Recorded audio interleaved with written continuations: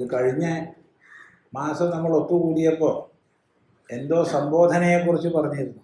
അർജുനനെ സംബോധന ചെയ്യുന്നതിനെക്കുറിച്ച് എത്ര പ്രാവശ്യം ഉണ്ടെന്നൊക്കെ നോക്കിയാൽ തിരക്കില്ല. ഈ കൂട്ടത്തിൽ ശ്രദ്ധാലുവായ ഒരാൾ അതൊക്കെ നോക്കി കൊണ്ടുവന്നിട്ടുണ്ട്. എല്ലാവരും കേട്ടിട്ടുണ്ടെന്ന് പറഞ്ഞത് അത് കാര്യമാക്കി അപ്പം തന്നെ സ്വാമി ഇങ്ങനെ ഓരോന്ന് പറയുകയല്ല. അപ്പം അങ്ങനെ പലതും പറയും. അതൊക്കെ ഇപ്പോൾ നോക്കിയാൽ ശരിയാകുമോ എന്നാണ് 99.99-ൻ്റെയും സങ്കല്പ ചിന്തകളൊക്കെ. എന്നാൽ ഒരാൾ അത് നോക്കി കൊണ്ടുവന്നിട്ടുണ്ട്. അർജുന എന്ന് 24 പ്രാവശ്യം വിളിച്ചു. ഓരോ ശ്ലോകമൊക്കെ എഴുതിയിട്ടുണ്ട്, ഇപ്പോൾ വായിക്കുന്നില്ല. പാർത്ഥ എന്ന് 35 പ്രാവശ്യം വിളിച്ചു. കൗന്ദേയ എന്ന് 19 പ്രാവശ്യം വിളിച്ചു. ഇത് രണ്ടും മാതൃസംബന്ധിയായിട്ടുള്ള സംബോധനകളാണ്.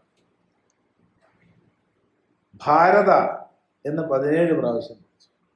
പാണ്ഡവ എന്ന് 7 പ്രാവശ്യം. ധനഞ്ജയ എന്ന് 8 പ്രാവശ്യം. മഹാബാഹോ 5 പ്രാവശ്യം. പരന്തപ 4 പ്രാവശ്യം. ഭരതർഷഭ 5 പ്രാവശ്യം. സവ്യസാചിൻ 2 പ്രാവശ്യം. ഭരതസത്തമ 2 പ്രാവശ്യം. ഭരതശ്രേഷ്ഠ രണ്ടും കൂടിയിട്ടാണ്. കുരുനന്ദന 1 പ്രാവശ്യം. കുരുശ്രേഷ്ഠ 1 പ്രാവശ്യം. കുരുസത്തമ 1 പ്രാവശ്യം. കുരുപ്രവീര 1 പ്രാവശ്യം. പുരുഷർഷഭ 1 പ്രാവശ്യം. പുരുഷവ്യാഘ്ര 1 പ്രാവശ്യം. ഗുഡാകേശ 1 പ്രാവശ്യം. അനഘ 1 പ്രാവശ്യം. അങ്ങനെ മൊത്തം 136 പ്രാവശ്യമാണ് അർജുനൻ്റെ വിവിധ പേരുകൾ ഉപയോഗിച്ച് ഭഗവാൻ അർജുനനെ വിളിച്ചത് എന്നാണ്. എന്തായാലും നല്ലത് തന്നെ. അതുപോലെ തിരിച്ച് ഭഗവാനെ അർജുനൻ വിളിച്ചതുമുണ്ട്. അത് കൃഷ്ണ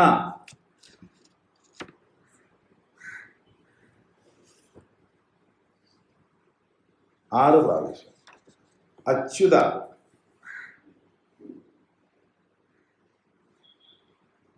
തുടക്കത്തിലും ഒടുക്കത്തിലും.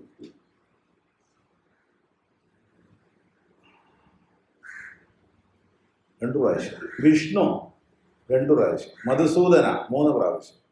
ഹരിസൂദന 1 പ്രാവശ്യം. കേശവ 4 പ്രാവശ്യം. ജനാർദ്ദന 6 പ്രാവശ്യം. മഹാബാഹു 1 പ്രാവശ്യം. മാധവൻ 1 പ്രാവശ്യം. ഋഷികേശൻ 1. പുരുഷോത്തമൻ 3.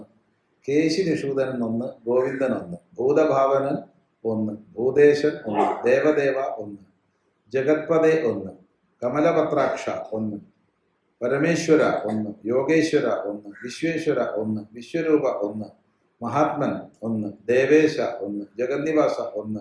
ദേവവര 1. ഋഷികേശ 1. പ്രഭു 1. മൊത്തം 51 സംബോധന.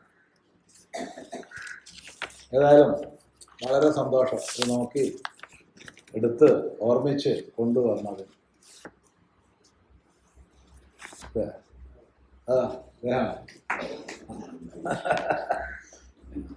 ശരി, സന്തോഷം.